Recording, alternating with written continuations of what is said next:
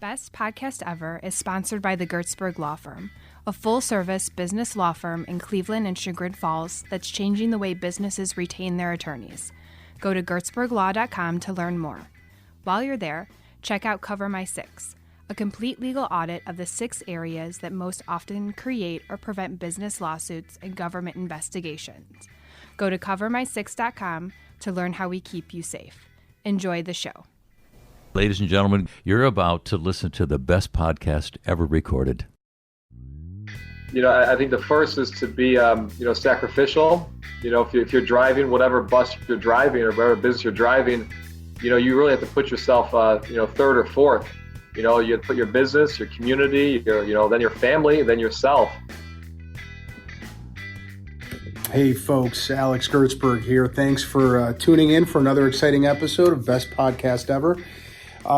It's been a few weeks, I think, and the episode you're about to hear just couldn't be more timely. It's with Brandon Chrostowski, who is the CEO and president and founder of EDWINS Leadership and Restaurant Institute. He is a returning guest. What you're going to want to do, folks, is check out, I should have had this up already. Check out an earlier episode of Best Podcast Ever, and that is episode 46, called Cooking Up a Better Future. Clever name, Nelly, there for that one. But that was our first interview, and that was when Molly and I went to Edwin's, enjoyed a fantastic meal there, and then interviewed Brandon at his restaurant, and it was really good. My recollection is that the sound might have been a little bit off because we were in the restaurant and there were people eating around us, but it was good. And it was for people who don't know Brandon, that is a good introduction to him because he is a guy that speaks his mind. And that interview was no exception. He really was nicely unfiltered. And he was in this episode too, the one that you're about to hear. We talk about a lot of things in this one. We talk about his connection to the people that work for him, his students, and to society in general, and how he relates his efforts, his purpose, his business to everything that he sees around him. From a community development standpoint, from a philosophical standpoint. And he talks about how important it is as a business owner, but also as a community leader, to be purpose-driven and to have supportive customers and to make sure that his team is fully synced up on what their reason for existing is, at least in their business. He talks a lot about servant leadership, putting yourself as the CEO last when it comes to really a hierarchy or the lack of a hierarchy in running his organization. We talked about passion and using business sense to fuel passion. We talked about poverty and about drugs and imprisonment, and how the state and national and local leadership has been not exactly synced up. He's been getting a lot of support nationally and statewide, and we talk about what the local government can do to increase support. And we talk about Brandon personally, how he has overcome challenges, continues to overcome challenges.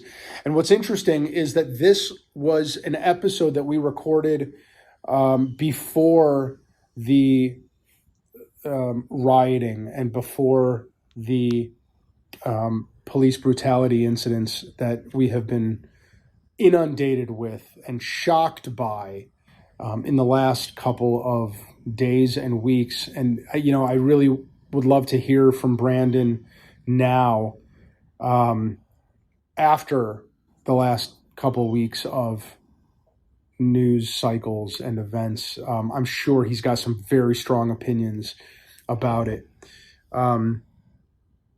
But we still got a great episode, and it will be interesting to listen to it and watch it through the lens of the last 2 weeks, in the context of the last 2 weeks. And I want to say one more thing too. So we were gone. My daughter and my girlfriend and I came back from this road trip that we just took last week to the Finger Lakes, and we came back on Sunday night. On Saturday was the big protest downtown Cleveland, and the violence that happened there and the vandalism that happened there has become the news, right? It was largely a peaceful protest until it wasn't. And now, over the last 2 days, Sunday and Monday, today's Tuesday, there's been a lot less talk about George Floyd and a lot more talk about how to prevent looting and vandalism and crime in the wake of those protests. And most recently, I've just been really disappointed in some scaling back of protests because of the rioting and the looting. I see, we represent businesses, and I completely empathize and understand the fear and anxiety that businesses are having about problems that could result from protests. I totally get it. And we're getting those calls from our clients about it. A high school kid here, Chad Tuller, had the idea of having a peaceful protest here in Chagrin Falls. And when the riots happened in Cleveland, which, as I understand, happened because of outsiders coming into town and causing trouble. I don't know if that's true, but that's my understanding as of today. But the pressure on Chad got really, really heavy after that. I don't know how heavy it would have been but for the Cleveland riots on Saturday. But I do know that he canceled the protest. And in the midst of the discussions, if you are paying any attention on Facebook, there's a lot of chatter about it there, particularly in the local Facebook groups. There are a lot of people who didn't want that protest to happen.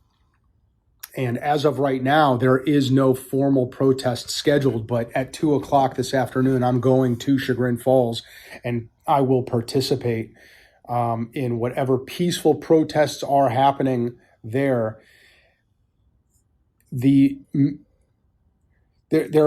are so many conflicting agendas and emotions, and they're all genuine, and I respect every single one of them, but it is so disappointing that there is this urge now to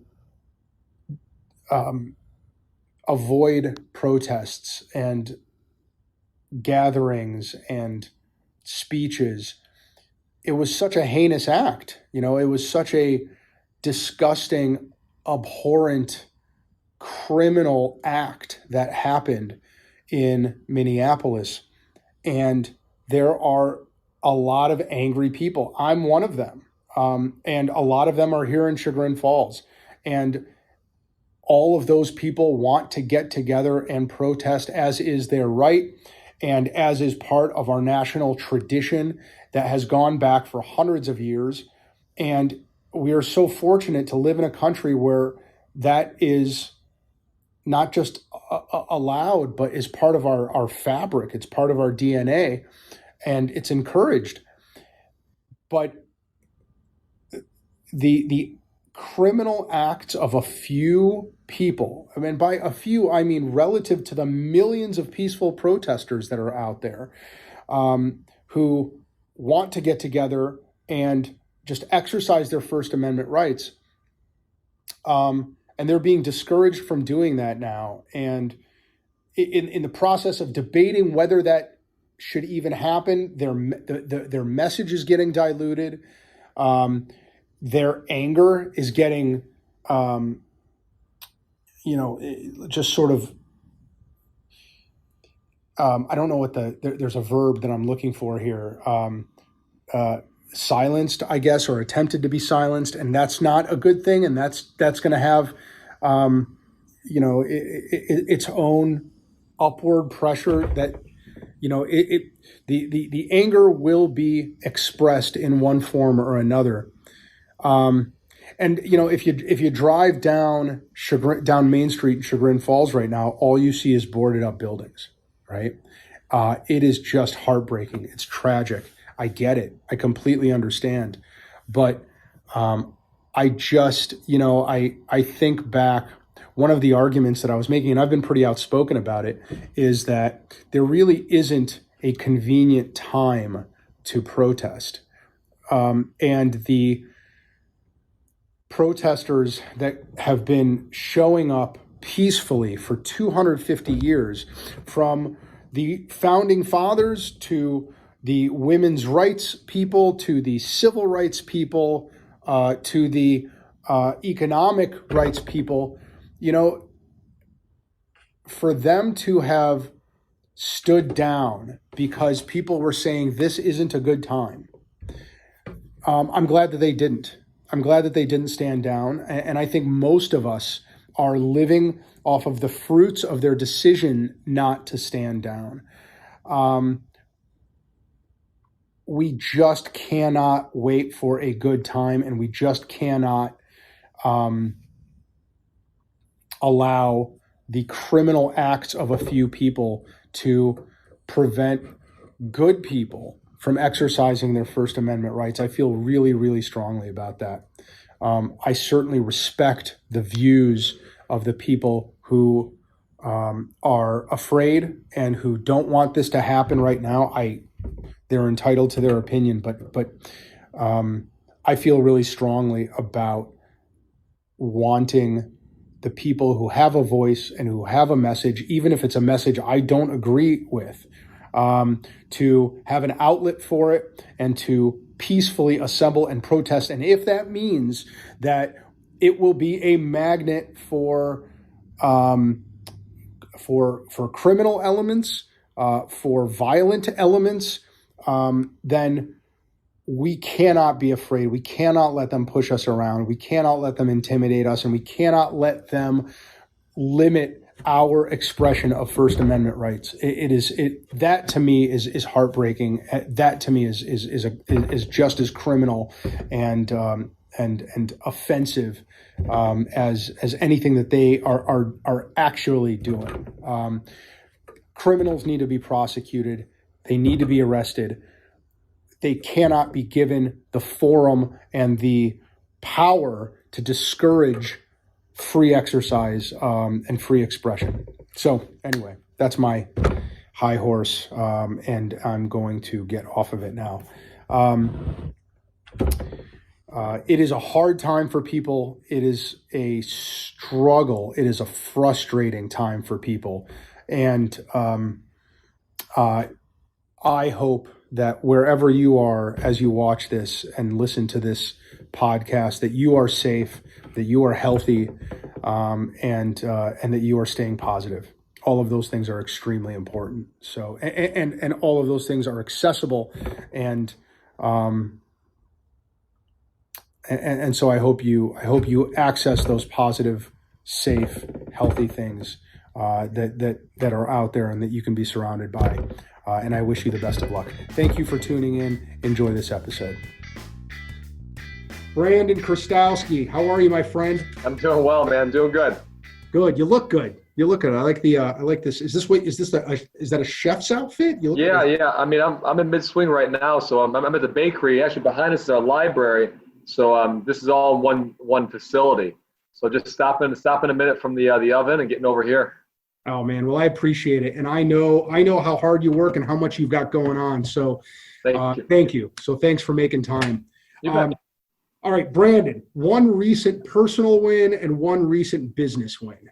Go. Oh, that's a good question. I'd say, business win is definitely this, during this whole time, business is up now 52%. So we're swinging a really hot stick right now. Strong pivot, using that connectivity with your guest base and society, and just really swinging hard. We really hit it over the fence, and everyone's healthy. Everyone's employed, hired more people actually. So that just feels good all the way around. A personal win, I don't know, man. I don't really celebrate too many personal wins. I love hockey, right? My kids in hockey. I just finished building out our garage into like this hockey like arena, if you would, right? As much as a garage can be, and I think that's pretty cool. So we're whipping pucks, and it always feels good to build something. So that'd probably be the biggest personal win right now.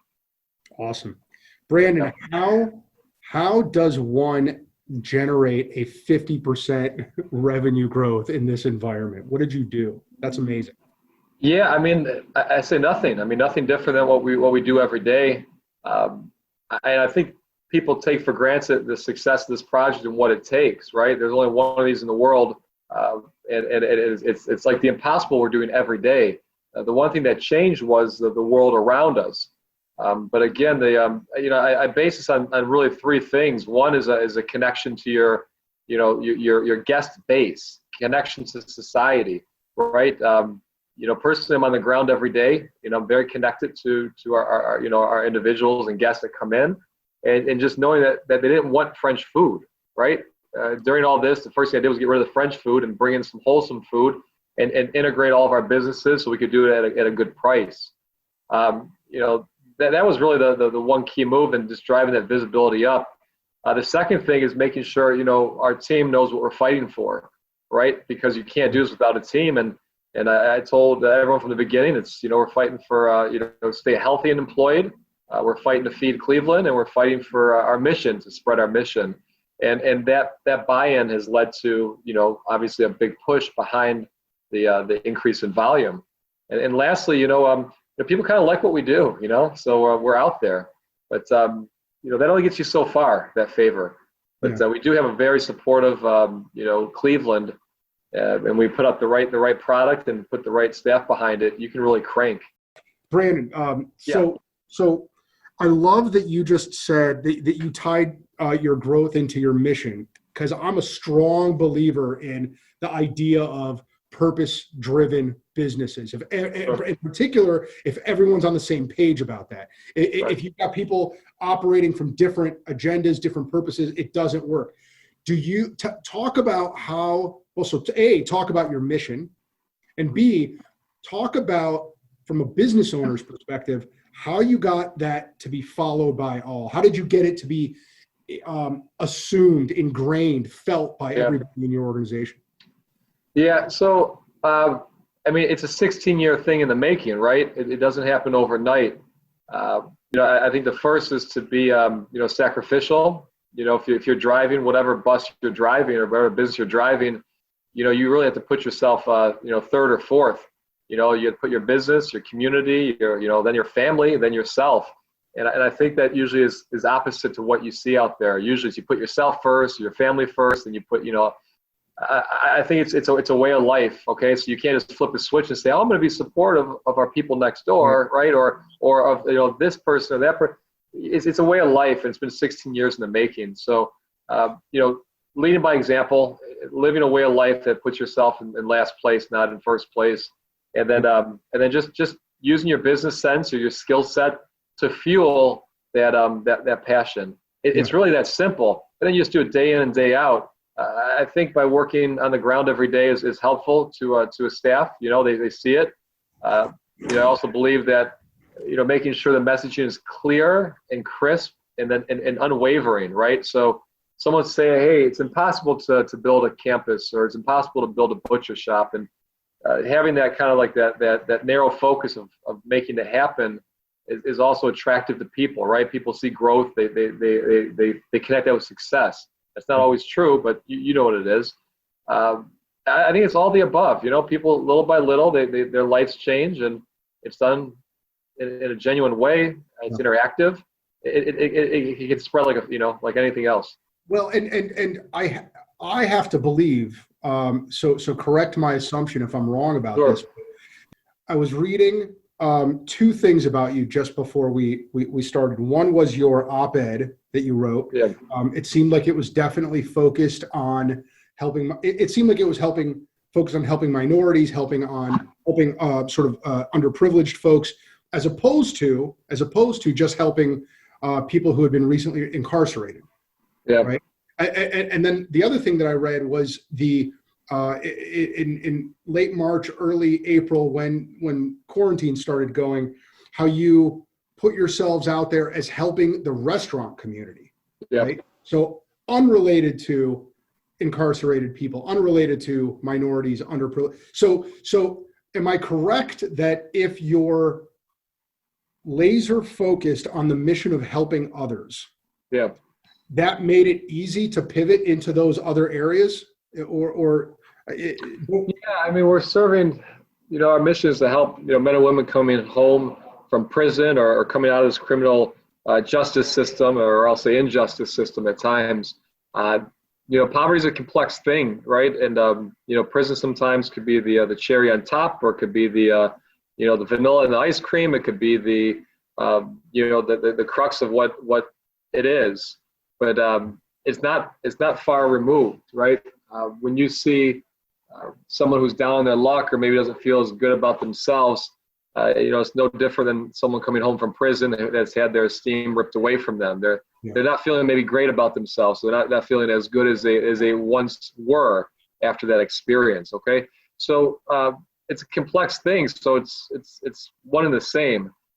In terms of when I'm speaking from, poverty and imprisonment and, this world that we live in parts of Cleveland. Now on the employee side, that was an easy pivot because, we do that on a daily basis. We're helping people out coming through a program that are, struggling with who they are, where they want to be, having a skill set, but maybe not know how to channel it or where to channel it. And we got a pretty strong view over the way that job market is, or Cleveland's working, and we're pretty well connected. So it just made sense when you hear everyone that's unemployed or struggling or not feeling good or worried. It was a real easy pivot. The infrastructure is there, the connectivity is there. Kind of the plan and the curriculum of how to get to where you want to go was already there. It was simply just about opening our doors up to more and more people. Yeah. So that made it for a very easy pivot. So actually, let's take a step back here and make sure that whether or not I understand what you're doing well enough, I want to make sure that all the viewers and listeners do, right? Yeah. So 2 years ago, when you were on our show originally, right, mm-hmm. you had EDWINS, right? It was a restaurant. It was a training program, right? You were just getting into a butcher shop, correct. Right? Yeah. Since then, I think a bunch of other things have happened, right? Some of which have happened in the last 90 days. But give us a level set. What's the environment that you've got around you right now? Yeah. So when we last spoke, EDWINS, was in operation. It's still in operation. It's a fine dining French restaurant in a school, helping train people coming out of jails, prisons, etc. It also exists in in the prison where I started this in 2011, which was a Grafton Correctional Camp. So there's those two things going on when we last spoke. When we last spoke also, the campus was still here. The campus is housing, free housing for any of our students that need it. We have a 22-bed apartment building. The alumni house still existed. That's an 8-bed building for people coming out of graduation that have to pay for rent. And then we had a fitness center, library, and test kitchen. Okay, and the idea behind all this thing called EDWINS, that'll take you even higher, Alex, is The idea is to change the face of reentry. At the highest level is to change the way that people look at someone coming from out of the prison system or having a criminal record, right? There's a certain perception people have. And my goal, my mission is just to change that, right? And the only way I knew how to do that was through the skill set I had, which is through cooking, right? That's the second chance I got and the mentorship that I got. So in order to change the face of reentry at the very top, a lot of things have to happen. You have to have a place that defines excellence and is accessible, i.e. the restaurant. You also have to have a place that you can learn and grow. That's the campus. You also have to have elite skills. And the only way to get elite skills is to build elite classrooms. And in this social enterprise, classrooms have to sustain themselves, which means businesses, right? So the next step in the plan was always to do a butcher shop.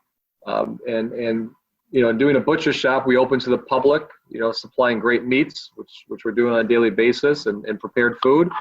But most importantly, we're also teaching our students the art of butchery, right? In a very closed, focused setting. The next was the bakery, and that opened up in December, full swing. So we bake our own breads, make our own desserts. We do a lot of wholesale business on the downtown, the west side.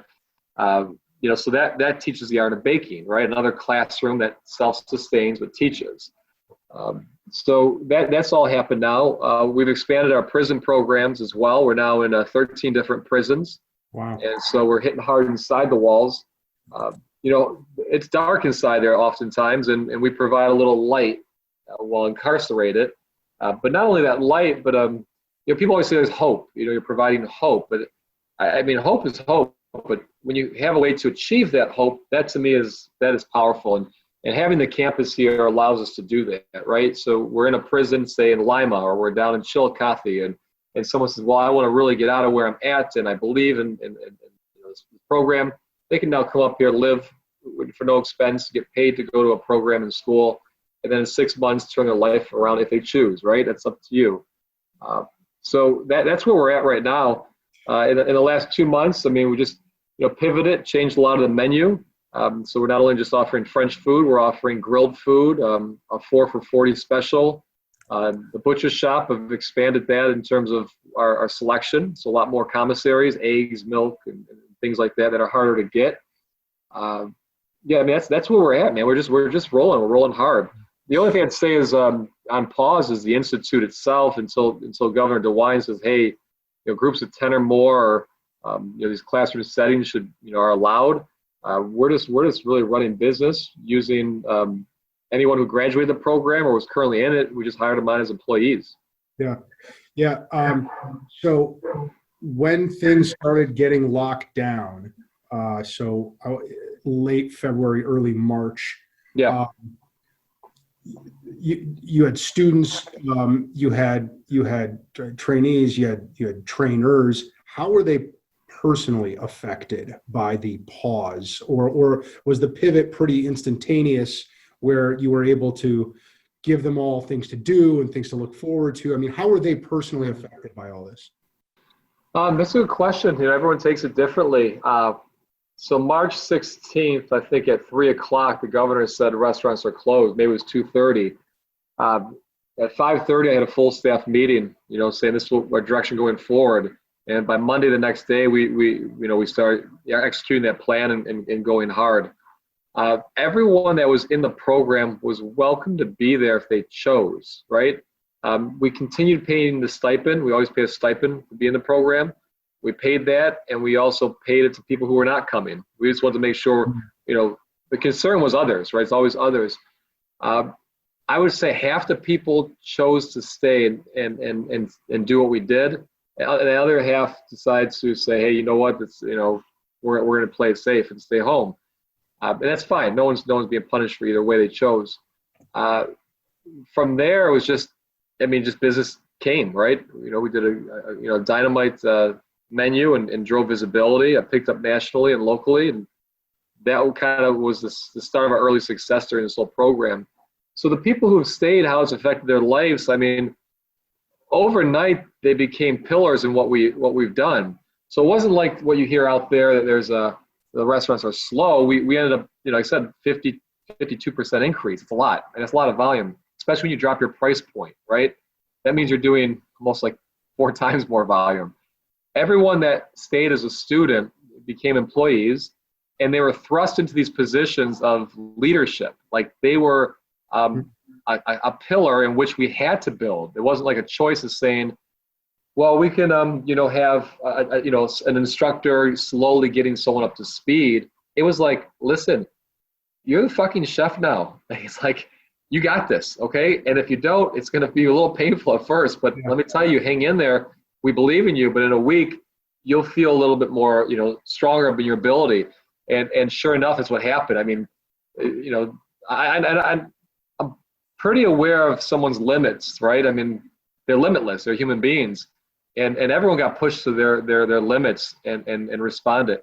So that was a beautiful thing. I was telling someone the other day, this is the most proud I've ever been of a team. I've worked in a 3-star restaurant, Michelin 3-star in Paris. I've worked in the grand places in New York and for Charlie Trotter in Chicago. And none of those teams compare to what we got right now.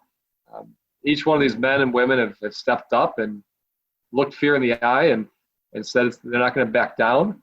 And I think when I say that, a large base of our workforce are African American, and this virus is disproportionately affecting African Americans. So, Alex, if you and I come to work, we might say it's a little different if the people that look like us aren't getting this scary thing going around the world. But for someone to come to work where it's more predominant in their culture, it takes an extra step of courage. You know what I mean? So, I couldn't be more proud of this team. Having the courage, taking the punches, succeeding, and then having the success off of that is just that much sweeter. Everyone's gotten, I don't want to say kickbacks, but I'm just trying to incentivize everyone just to show them how proud that we are. But it's been amazing. It's been really amazing. Now the ones who stayed home, it's been, what we see out there in the streets. I'm not saying it's our graduates or current students, but what I see out there on Buckeye and here in a more vulnerable part of town is a lot more addictions out there. You can see it visibly, the drinking, the getting high. The plasma center lines are longer. There's just if you need hand sanitizer or Clorox wipes, you can come to Kinsman, you'll find them. A lot of people just can't afford to stock up on things. So there's a sad truth to what's going on out there as well that you don't see. Well, so here's the thing, right? You're showing people not just how to cook, work in a restaurant, and run a restaurant. You're teaching them life skills. That's a fact. That's a reality. Right. Yeah. And so there were people, or maybe I'm wrong, so correct this. Was everyone that you were working with prior to March 16th, were you still working with them after March 16th? Yeah, if they chose to. Okay. So there's students that I say, hey, look, if you want to, you guys can be here. You'll still get paid the stipend that you want. I just don't know where this thing is going to go in a week. Yeah. And some people say, well, no, I choose not to. And some people say, oh, I choose to. Those that choose to, within a week, were hired on. I made 3 or 4 cuts the next day. Community outreach person, things that we really weren't going to have a position. And then a week later, I called to hire him back. So it was a real flux that first week. Well, that's the thing. And that's what kind of, I'm glad we're talking about it, how the pandemic is affecting some people differently than others. When you are involved in a program like yours that doesn't just give you a job, it does give you a purpose and teaches you life skills, you take that away. What happens? What happens when someone is at risk, when someone has addiction issues? And you are one really great example of an organization that does that. But there's a lot of nonprofits out there. There's a lot of programs out there that do these kinds of things. I just wrote a letter to our 2 senators about asking them to support the HEROES Act so that nonprofits are given the same kind of help that for-profit companies are. So you're seeing, and I think this was in your op-ed too, are you seeing those kinds of differences, those kinds of changes when people leave EDWINS, right? And they no longer have a place to go. They no longer have a purpose, fall back into their old habits maybe, or just start losing hope. Are you seeing that? We stay in pretty close communication with anyone who's currently not here, but midway through the program, right, and chose not to hang out and get this thing done. Everyone's at first there's a lot of fear. The media in this country, and I don't have a television. I can't tell you exactly what they're saying, but I get enough of a sense that it's this fear mongering. Yeah. Someone asked me, are the 5G towers causing this? And I said, who's telling you this? Like, I mean, there's so many like misnomers, especially in that beginning, Alex. That beginning, this first week was absolute. I remember making decisions in business within 4 minutes that were going to last me 4 weeks, and I had to make them decisively. And if I didn't, the next 4 weeks were to be screwed. Whether that was purchasing, employment, and you just have to be intuitively, instinctively connected. Yep. I would say that I don't know where someone's habits lie now, right? But I do know people will go back to a place of comfort or security in times of this chaos, or they can't make a decision quickly and not knowing that's going to affect the long-term future. I think they're going to go with what's comfortable and what they know. Yeah. Now, is that addiction?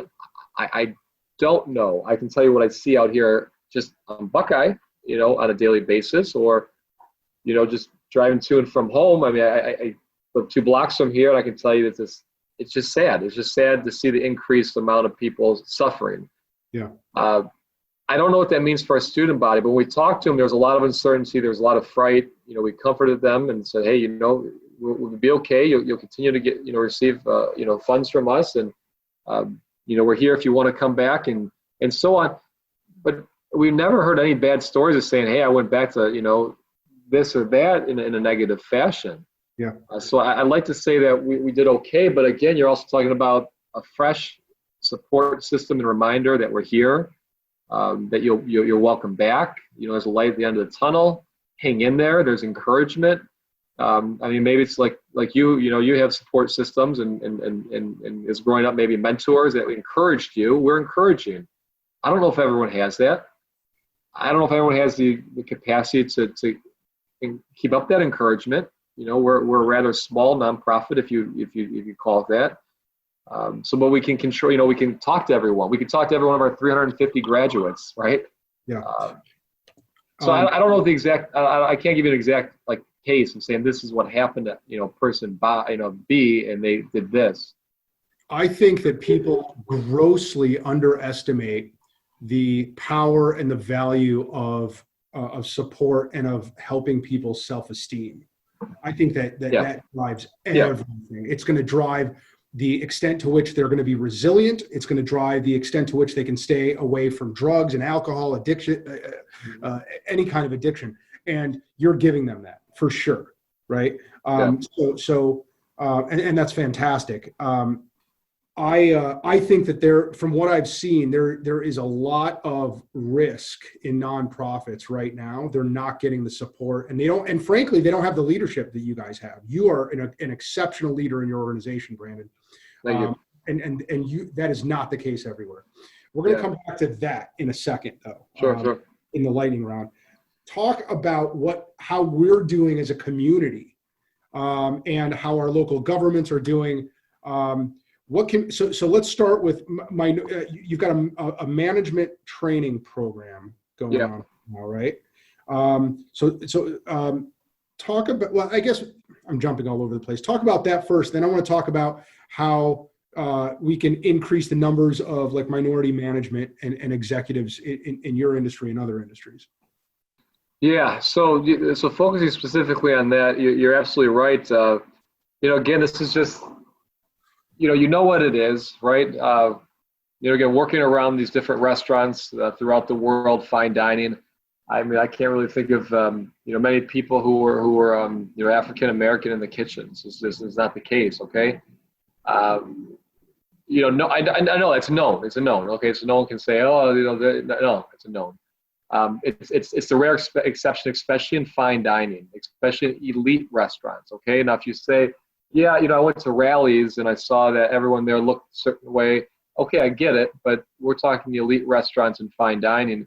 That doesn't exist. If it does, it's the exception, the rare exception. So, training someone to the top can only get you so far until you hit a glass ceiling, like many of these restaurants here in Cleveland or beyond. It's not just a local problem.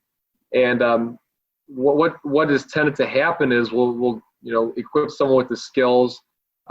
They're equipped with the hard work and the discipline to show up and to do the job that's asked. They'll work on their attitude if there's one that's a bad attitude, right? I mean, our men and women, most of them are doing what they need to do to succeed in this restaurant, but there's only a certain limit to which they'll go because that owner or that culture or that group will not allow them to go higher. One thing I found in this business, like when I was coming through it, is just that I had people who I would work hard, okay? It wasn't like I just show up and say, hey, here I am. I mean, I would work my ass off, but there were people who would say, let me show you what this looks like, okay? And no school can teach you that opening that can up. No school can teach you the real speed, the real pressure, the real feel of operating a restaurant or kitchen. And all you have to do is open that can up, right? It doesn't take extra money unless you count labor as, I got to put extra labor to teach someone. Come on, you're going to teach someone anyways, right? So it doesn't cost extra money. It just takes the extra effort. And you usually put the extra effort on someone you believe in, right? That shows a certain sort of promise, a certain sort of, future, right? And that just doesn't seem to be the case even today with someone, of a dark complexion, right? Black or brown. And B, certainly someone with a criminal past. So instead of waiting for the industry to do something about it, I just thought, why not just start this management training program?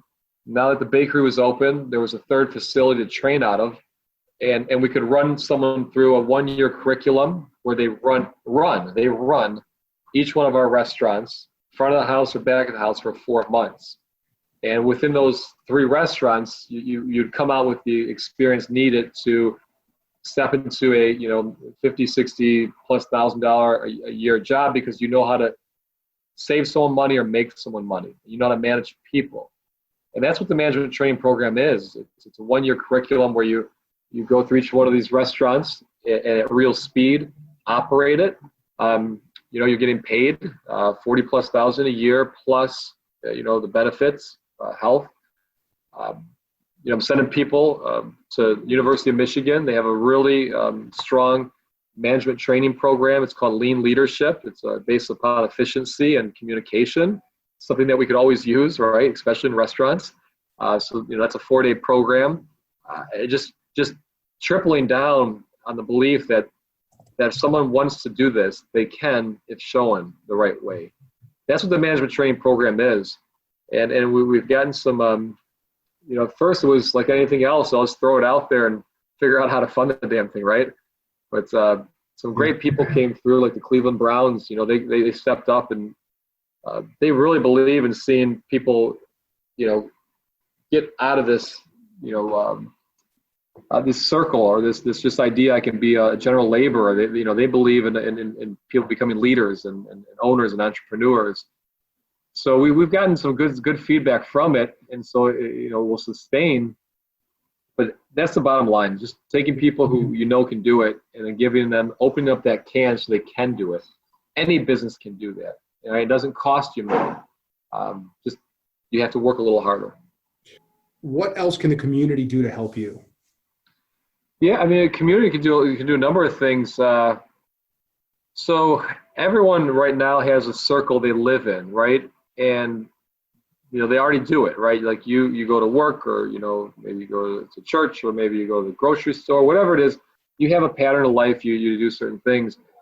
I mean, the simplest thing someone can do right now is within their circle, within their routine, push this idea of fair and equal opportunities for people coming home or out of prison or the criminal justice system. I mean, it couldn't be easier.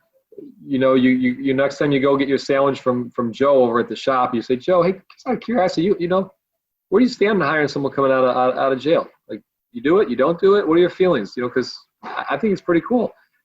That immediately, consumer telling the owner that that's something that they fancy, that starts to ease their mind when they have to make that hiring decision, right? Or maybe they're already on board with it, or maybe they're closed to it. But you can just do that within your circle. Just communicate. Speak about how you feel. Ask questions. You don't have to, put someone up against a wall. But I mean, hey, how do you do things? That's the easiest way to help, right? Two, you can dine. You can eat at any of our establishments, right?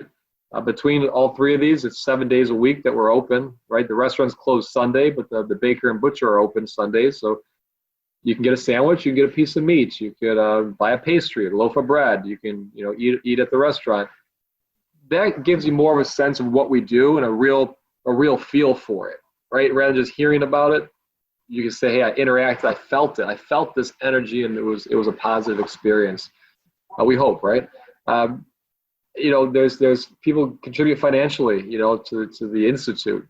The restaurant runs at a profit. We don't need help funding a restaurant. That's called business. But the Institute part, people contribute to.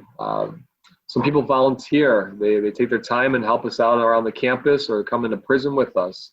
Other people, are connectors. They connect with, people, whether it's resources financially or just like a brain trust.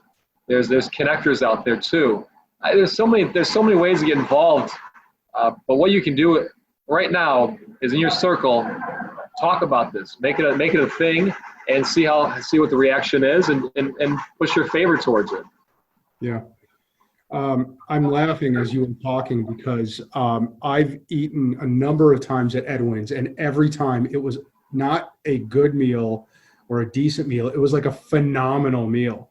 But Molly and I ate there when we did your podcast last, and it was such an experience. It wasn't even about the food. I mean, the food was great, but it was about the presentation. It was about the feel. It was about how special the staff made you feel over there. And it was just, it was everything, every aspect of that meal was fantastic. And I also learned why there is a notch in some spoons. And we had a lot of theories going around, but it is to pick up the last remaining piece of sauce from your plate. I love it. I don't know why. I honestly don't know why that isn't a thing in every restaurant. So much waste. I love it. That's right. So it's so you have to understand everything. I mean, I'm down to the last detail is intentional at that restaurant, right? There's so much control in restaurants. The sole reason for that spoon being there is to, it's not as much as the sauce, okay? It's not as much as the decor.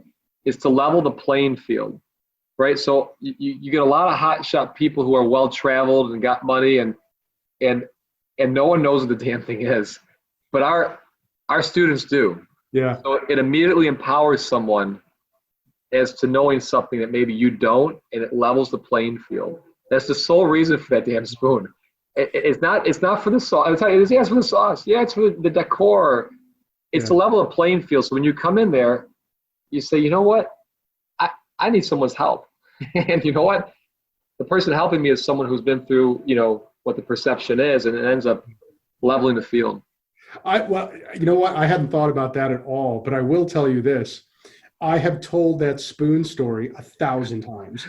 I don't know how many. I hope that some number of them came to your restaurant just to experience that spoon. That'll be our new mascot, that sauce spoon. It's fascinating. Yeah. Brandon, the model that you've created in EDWINS and on the campus, in prisons, has been very restaurant focused, right? Because that's what you know. I mean, you said it best, right? That's your skill set. That's your unique ability. Yeah. Have you worked with other industries to see how you can replicate it, or how they're doing with something similar, but in, I don't know, manufacturing, music, whatever? Yeah. Yeah, I mean, look at the nuts and bolts of the whole project. I mean, I don't think we touched on this, but there's a whole consulting arm to what we do here. And speaking. Last year, actually, we went to about 30 different cities for either speaking or consulting. A majority of these businesses or events that were spoken at were either academic, they're inside of prisons, right? But some of the consulting that's picked up in the last, I'd say, 18 months have been other industries. And the blueprint for this, it's an art, not a science, which is the difficult part, because it doesn't mean it can work anywhere, right? I liken this a lot. People always ask, well, why don't you do this everywhere? I said, well, we have 350 graduates. We're doing it in 350 places, right? You have to grow. You have to build a seed. The seed needs to grow elsewhere, right? But so a great example would be like someone like Michael Jordan, right? I'm a basketball fan. I say, well, the height of the rims never changed in the NBA. It's 10 feet tall. I said the dimensions of the court hasn't changed. Same thing in baseball. It's 60 feet, 6 inches from the pitcher's mound to home plate. How come everyone can't hit home runs like, say, Babe Ruth, right? There's an art to this. It's not just a science. And although the blueprint is there, it takes an exceptional driver, and it takes a team to be with that driver, right? And then now this thing can work. Right. So anytime someone comes up and asks, hey, how do we do this? The first thing is looking at that driver, looking at that team. We can flesh curriculum out, no problem. I've done it for demolition companies, construction companies, manufacturers. A curriculum we can show you, but to drive this whole philosophy and build this culture is a tricky part. So it is applicable to anywhere. But I've sat down with the big boys in town. They've kind of even pushed it to the side, saying, well, maybe you can just put things in a box for our lunches. Like, that's not the meaning of equality. Right? That's not the meaning of pushing the limits or extend on things. It just takes a driver. It just takes a driver, Alec, and that's the most important part. I can give you the paperwork. I give people a business plan all the time. I say, here, I'll send it to you. Here's a business plan. I've given it to a lot of people, but there's very few people who can see or understand or are willing to go through the process of making it happen. Yeah. Have you gotten you talked about the Browns. We talked a little bit about what the community can do. Have you gotten the local and political support, the government support that you've wanted? Well, I've been to the White House. I got invited by our president to be out there and talk reentry. Both our senators, in the midst of all this, I remember Sherrod giving me a call the first week of this pandemic. He said, how are things going? I said, Sherrod, they're going great. It's a shitty time for everyone, but we're doing good. Rob has always been there. He was actually the pioneer of reentry in the Senate nationally. He was the first one to start the Second Chance Act of people coming home back in 2000s with bipartisan support. Late 2000s, I believe. So we got a great state for reentry. We got a great state for support. Boil it down locally. I have not seen local leaders like a Marsha Fudge or Frank Jackson or individuals such as that to come to the table and say, hey, we want to do something. I do know Frank well enough now to know that he does do things like we're doing, but he's not flashy about it. So his heart's in the right place. There's no doubt about it. But to say, hey, let's scale this out, you would think it's a no-brainer, right? It's just hard work, Alex, and that's the difficult part behind the sale of this thing. It's just hard work. So I've been impressed with our national leadership. This president has done more for reentry than probably the past three combined. He's done a remarkable job of making sure that there's visibility, that there's dollars behind it. There's a infrastructure, there's space appropriated towards it. I think our president is doing the best job in reentry that I've ever seen. I think our local state senators, Sherrod and Rob, are fantastic. I think we lose it after that. I think. Let's get specific. You do not shy away from speaking your mind, and I appreciate that about you. What specifically should our local leaders or the folks in Columbus be doing that they're not? Okay, so specific. Now, if you talk locally, now you're talking about a whole other bag of worms that's much easier to pivot than federally, right? So, we have so many collateral sanctions that are in our Ohio, Constitution, and in terms of these sanctions that will hold people back from, say, getting a driver's license or from getting a permit or just being able to do something that you typically think you can do, but when you have a criminal record, there's so many easy knockdown ones that you could knock down. Given that they're in the revised code and some of them that they can just be voted on, those are easy knockdowns. So I would say, like, specifically would be to start removing some of these collateral sanctions, right? It's just such an easy first step, and it can be done within a state senate, a state house and a state senate, and the governor is he gets it, right? He gets it, so he's not going to do something that against what a house and senate pushes through in the state. Hyper locally, I would like to see not just government leadership, but just more the business leadership step up and stand out on this topic. For instance, it could be very easy to say, hey, we are going to make this a second chance city, and around the nation will know that if you come here and you have a criminal record, we are committing that we'll hire X percentage of our workforce for people who are coming out of this criminal justice system. And standing behind that pledge. I think that's going to be more powerful than any legislation can do locally, like hyper locally. But that just takes leadership to step up and stand out and have a vision of what you're going to do when you do hire someone, what roles, how are you going to build up and groom and build around. It takes work, right? People always want to work hard. Those are like easy, low-hanging fruits that our local business community could do and say, hey, I want to hire. Local leadership could commit, like in government, could even commit more money towards saying we're going to build out educational centers or hubs for a specific job in our government, and provide that education, building a pipeline. Again, it's hard work. You don't always have to throw a lot of cash at these problems, but you do have to throw hard work at them. Well, it is. You're so right. It is a total no-brainer. And all they have to do is look at your graduates, right? All they have to do is look at what you've done and use that data, right? You're going to see less drug abuse, less re-entry into prisons. You're going to see just, you're going to add to the tax base. It's going to be good for everybody. But how do you overcome? I mean, this to me is the biggest problem, Brandon. It seems like you've got really two issues and they're related: fear and stigma. Yeah.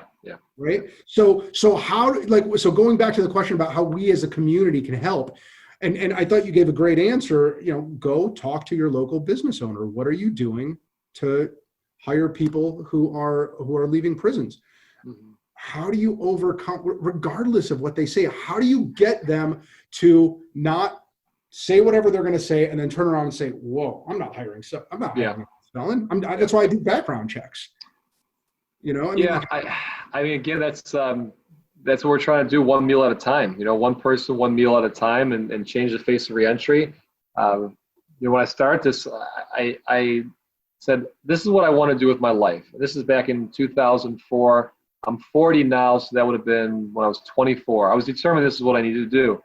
I remember looking at how I'm going to build this business, and I said, well, if I want to change the face of reentry, it's not going to happen in just my lifetime. And if I'm going to set this up in a corporate way, it's got to outlive me. And that's why I did this as a nonprofit.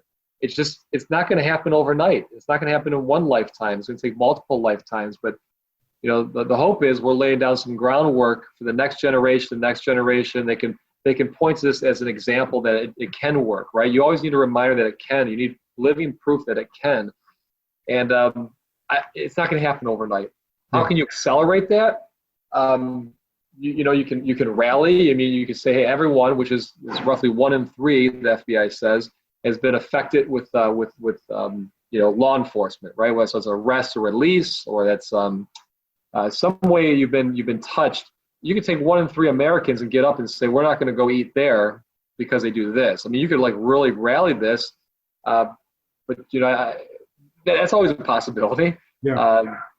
But legislation, I think if they did some quick things with collateral sanctions or, holding these employers' feet so hard to the fire of if you hire someone with a criminal past and they commit a certain crime that you're now liable. I mean, you can work on some of this harsh language that's there. I think a great example of where we stand is like that this PPP, the Payroll Protection Program from the federal government was offered, and if you have a criminal record within the last couple of years, you weren't eligible for those funds. And I think that it wasn't the fact that that's their rule.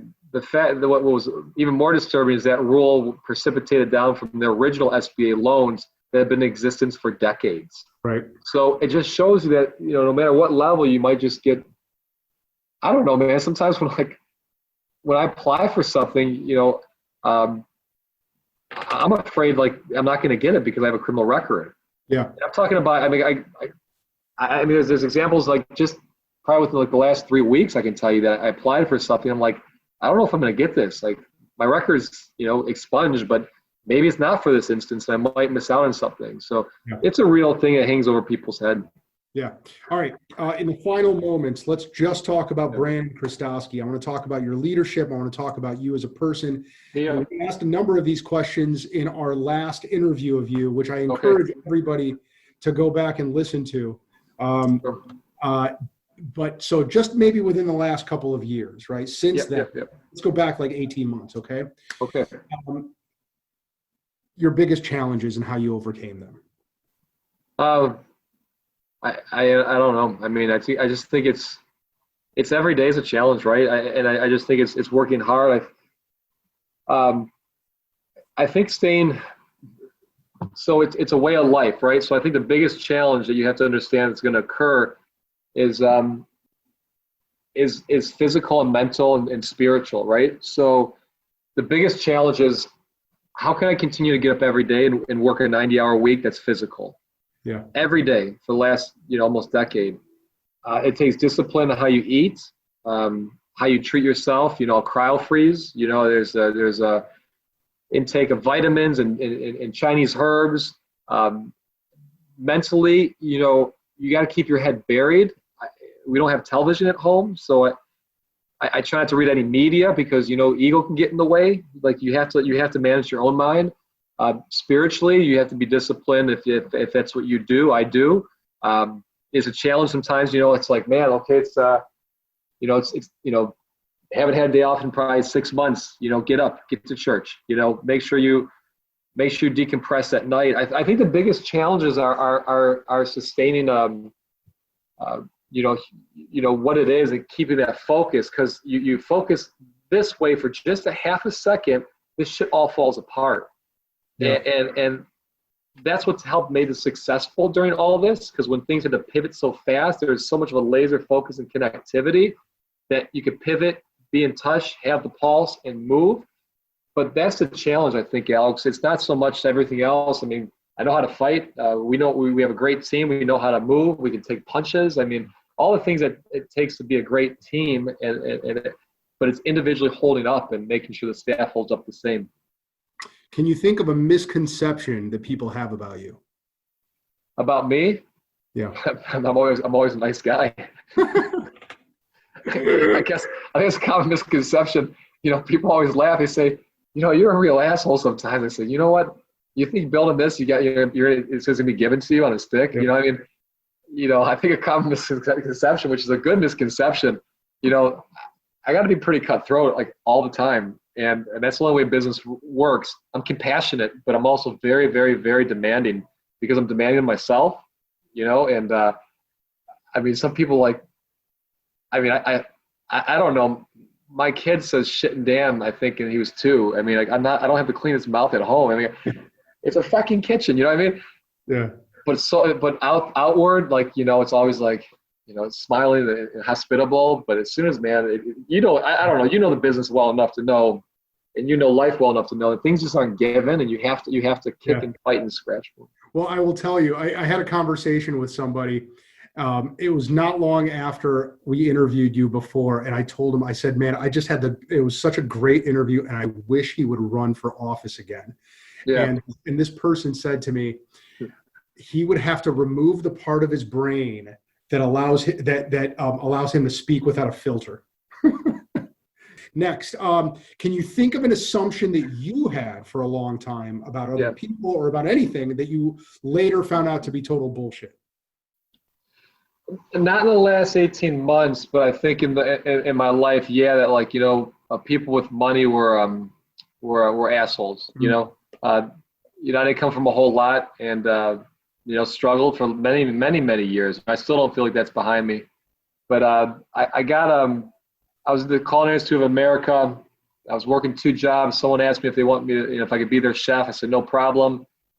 I ended up going out to this place in Millbrook, New York, and I, was their private chef. And, people like Joan Rivers would show up, and ambassadors of countries, and it was nuts, man. It was absolutely nuts.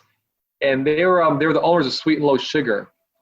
And they were the sweetest, kindest people, millionaires, maybe billionaires. I don't know. But they're the sweetest, kindest people that taught me about life. And I would walk with people who had extreme status and wealth. And I always just thought as a kid, if you're rich, you were kind of like a dickhead, right? And they couldn't have been more kind. Yeah. Okay, we got time for 2 more. Sure. You're a professional boxer or MMA fighter. Yeah. What's the song playing as you're walking into the ring? So I stopped boxing about 6 years ago. So I do it, right? It's a thing. And the only thing I would come out to is something classical. My trainer, when I was 18, that's all he would play is classical music because he wanted to drive the focus on what you're doing, not to get lost in some rhythm or some place that wasn't a reality. So he'd always play classical music, and I don't know, maybe it wouldn't pump the crowd up, but it would certainly hone someone's focus. Yeah. That's funny. Okay, last question for you. Yeah. Currently, what is the habit or routine that you're doing on a regular basis that's giving you the most mileage?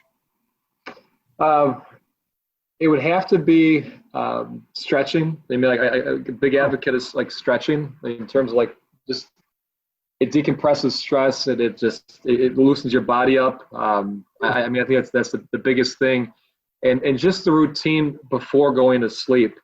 Cell phones aren't good. That light that comes out, the way your brain's connected. Mm-hmm. It's this habit of saying, a couple hours before going to bed, getting into a place where your body's ready to really get the most out of its, sleep cycle. I think those are 2 great habits, and stretching is the prelude to all that. Yeah, I love it. Brandon, thank you. This was awesome, man. I really appreciate it. I'm not blowing smoke, man. You're an inspiration to me because I, like you, grew up as a total delinquent.